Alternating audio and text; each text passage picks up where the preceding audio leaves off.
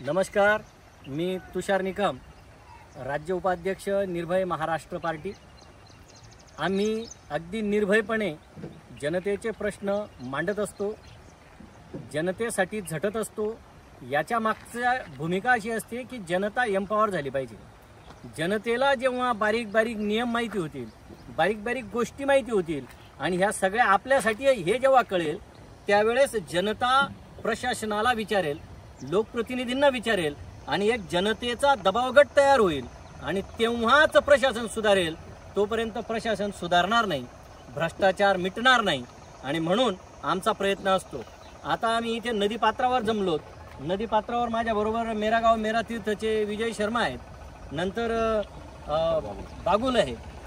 असे आम्ही इथे, आता बागुल तर इथे बाजूला राहतात आणि मग इथे एकत्र आल्यानंतर आम्हाला काय दिसलं तरी नदी अस्वच्छ आहे। हिच्यावर सकाळी इतका फेस होता या पाण्यावर, तर लोकांच्या व्हिडिओज आल्यात व्हॉट्सअपला, म्हणून आम्ही इथे एकत्र जमलोत। आणि हा फेस अत्यंत, आता इथे सुद्धा इतकी दुर्गंधी आहे, या दुर्गंधीने त्रस्त झालेलो आहे आम्ही। याच्याबद्दल विजय भाऊ सांगणारच आहेत, पण इकडे दाखव थोडंसं। तर ही नदी घाण का होते?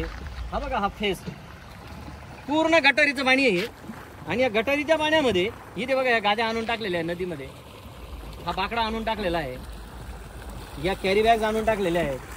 ही सगळी घाण जो उठेल तो घाण टाकत असतो। ज्याच्या घरात घाण असेल त्या कचरा गाड्या फिरतात, कुठे फिरतात हा प्रश्न आहे। आणि या नदी स्वच्छता करण्यासाठी वेळ टाकला पाहिजे। कर्मचारी आहेत, कर्मचारी नसतील तर कोणाचा तरी आधार घ्या, पण नद्या स्वच्छ करा, असं आमचं प्रामाणिक मत आहे। तर विजू भाऊ, तुम्ही काय म्हणाल याबद्दल? नमस्कार, मी विजय शर्मा, राज्यपाल नियुक्त दूत, चाळीसगाव नगर परिषद स्वच्छता दूत। हा जो बंधारा या ठिकाणी आपण बघताय, ब्रिटिशकालीन बंधारा आहे। या चाळीसगावच्या इतिहासामध्ये हा एक बंधारा, दुसरी एक भुरकी म्हणून आहे। हे अत्यंत प्रसिद्ध स्थळ या चाळीसगाव शहराचे आहे आणि बंधाऱ्याचा इतिहास तर एवढा आहे की आजही 80च्या दशकात जे ज्येष्ठ नागरिक असतील त्यांना जर विचारलं तर ते सांगतील तुम्हाला का बाई या बंधाऱ्याच्या संदर्भातलं काय। परंतु आज या बंधाऱ्याची अवस्था बघितली तर इतकी दयनीय अवस्था झालेली आहे की या ठिकाणी तुम्ही 2 मिनिटं देखील थांबू शकत नाही। तर या ठिकाणी आम्ही सर्व पर्यावरणप्रेमी या ठिकाणी येऊन थांबलेलो आहेत। आम्हाला काळजी अशी वाटते की या बाजूला भीमनगर आहेत, त्याच्यानंतर मेहतर कॉलनी आहे, भिल्ल वस्ती आहेत, ही लोक कशी राहतात, म्हणजे खरोखर सॅल्यूट आहे त्या लोकांना की तुम्ही राहतात कसे बा। आम्ही 2 मिनिटं या ठिकाणी थांबू शकत नाही, तुम्ही तुमचं आयुष्य या ठिकाणी गेलं तर खरोखर त्यांना सॅल्यूट करावं लागेल त्या लोकांना। तर सांगायचं एकच आहे की जो येतो तो नदीमध्ये घाण सोडेल, घाण पाणी सोडेल। आता त्याच्यामध्ये सकाळी फेस असतात, इतके भयानक फेस आहेत का पूर्ण रोड आणि पूर्ण नदी पात्र त्या फेसने भरून जातात। याची एक चौकशी झाली पाहिजे की बा फेस का होतो, कारण की हे जे पाणी आहेत हे पाणी पुढे जाऊन कुठल्या तरी शेतकऱ्याच्या शेतात जातं, त्याला जनावर पितात, त्याला कुठेतरी वापरण्यात येतं। उद्या चालून जर समजा हे जनावरांनी पाणी पिलं, आणि आता आपल्याला माहिती शेतकऱ्यांची अवस्था काय, मागच्या वेळेस पाणी पडलेलं नाही, आपण वर्तमानपत्र वाचत असेल की रोज 2, 4, 5 शेतकरी आत्महत्या करतायत। आणि जर त्याच्या उदरनिर्वाहाचं जे साधन आहे, ते जनावर आहेत, जे ढोर आहेत, कोणाच्या बकऱ्या असतील, त्या जर मेल्या तर त्याची काय अवस्था होईल। तर प्रशासन याच्यासाठी अत्यंत धिम्म असं प्रशासन चाललेलं आहे की प्रशासन करतं काय, फक्त मोठमोठ्या बातम्या झळकावतात की आम्ही हे काम केलं, आम्ही ते केलं। याला आमच्या भाषेमध्ये याला चमकोगिरी म्हणतो आम्ही। ही चमकोगिरी जी आहे ही चमकोगिरी बंद झाली पाहिजे। याच्यावर कुठेतरी प्रशासनावर लोकप्रतिनिधींचा देखील वचक राहिलेला नाही, आमचा स्पष्ट आरोप आहे। तुम्ही काय करतायत? या चमकोगिरीला तुम्ही कधी आळा घालणार आहात की नाही? या चमकोगिरीसाठी आपण काही बंधन आणणार आहेत की नाही?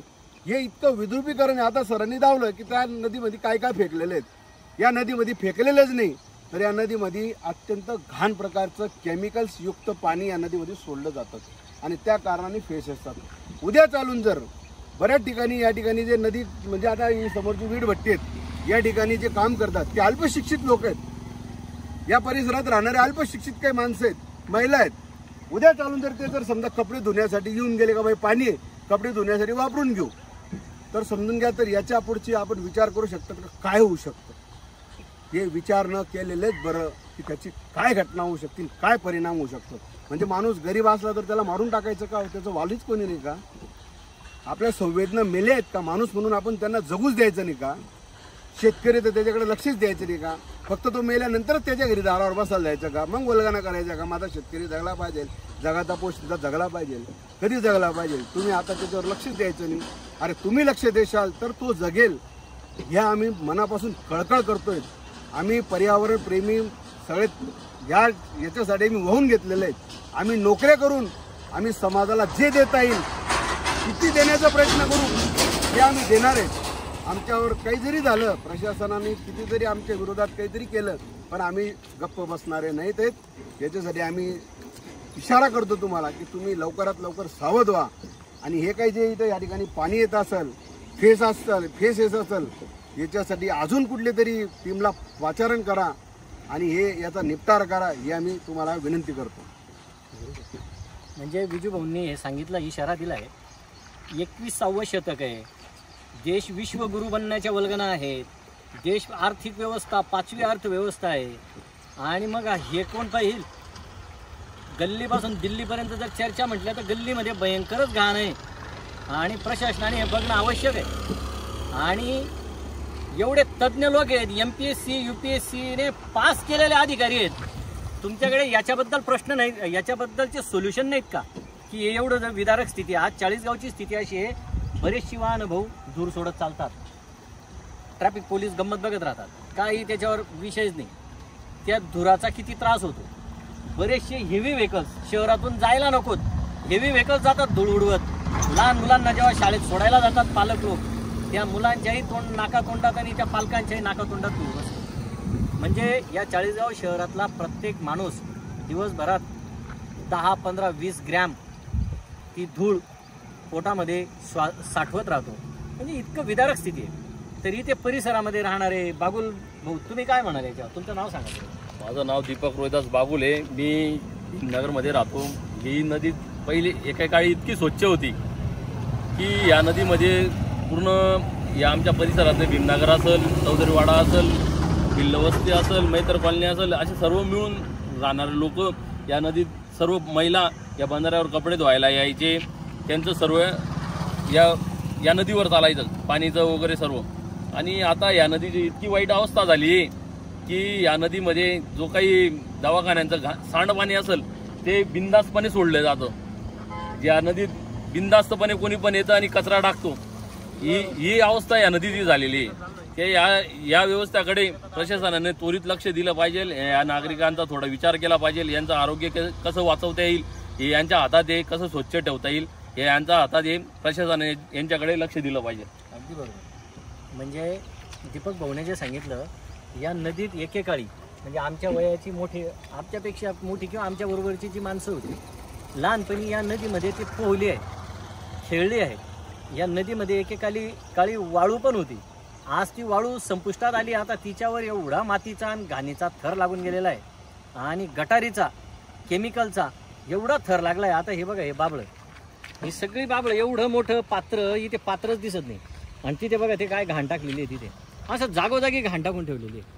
तर अशा पद्धतीने नदी जी आहे ही नदी न राहता एक नाला झालेली आहे, घाणेरडा नाला झाली आहे.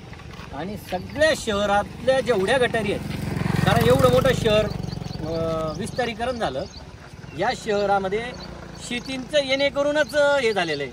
तर जागोजागी नाले होते, ते नाले आज गटार म्हणून वाहून येत आहेत आणि या नदीला मिळत आहेत. तर ही नदी एक गटार झाली आहे. तर या नदीला स्वच्छ करण्यासाठी प्रशासनाने प्रयत्न केले पाहिजे, कसोशीने प्रयत्न केले पाहिजे. आणि जर कसोशीने प्रयत्न जर प्रशासनाकडून, लोकप्रतिनिधींकडून होत नसेल तर इथून भाऊ तुमच्या साक्षीने सांगतो, निर्भय महाराष्ट्र पार्टीकडे नगरपालिकेची सत्ता द्या. नदी 2च वर्षात आम्ही आंघोळ करण्यायोग्य तरी करून टाकू. पिण्यायोग्य नाही सांगत, पण आंघोळ करण्यायोग्य नक्कीच करून टाकू. असं पाणी 100% करता येईल, ही गॅरंटी घेतो. कारण जर प्रामाणिकपणे काम करायचं म्हटलं तर खूप काही काम करता येईल. पण या लोकांना प्रामाणिकपणे काम करायचं नाही आहे. जे येईल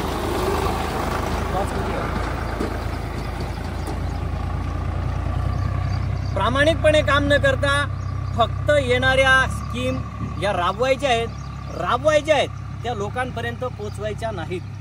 स्कीम राबवायच्या आहेत फक्त कागदावर. अशा प्रकारे जर चालत राहील तर मानवजात धोक्यात येईल. भविष्यामध्ये तुमचे मुलं, कोरोनासारखा मोठं संकट येऊन गेलं त्यावेळेस कोणीच वाचवायला नव्हतं, तुमचे मुलं भविष्यामध्ये काय पैसे खाणार आहेत का पैशाने श्वास घेणार आहेत? तर ही नदीच वाचवणार आहेत, झाडंच वाचवणार आहेत. सगळीकडे झाडं तोडली जात आहेत.